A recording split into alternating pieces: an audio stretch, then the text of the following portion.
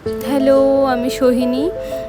এটা ছিল বিশ্বকর্মা পুজোর দিন যে পান্না, তার আগের দিন যে রান্না পুজো হয় সেই দিনের একটি ব্লগ না, শুধু আমি এখানে মাছ ভাজার এইটুকু পোর্শনই নিতে পেরেছিলাম ভিডিও।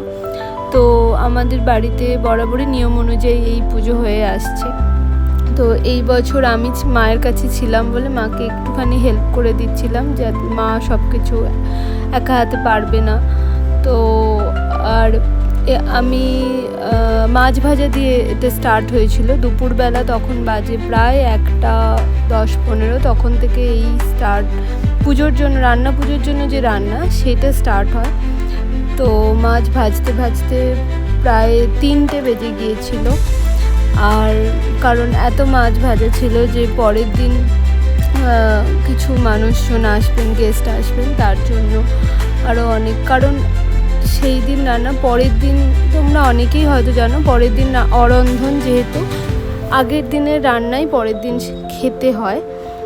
তো পরের দিন তো আর রান্না করা সম্ভব নয়। তো 2 দিনের জন্য পুরো মাছ ভাজা এবং এই মাছেরই ঝাল এবং এই মাছেরই টক, এটা বরাবরই হয়ে আসছে, সেটাই হয়েছিল।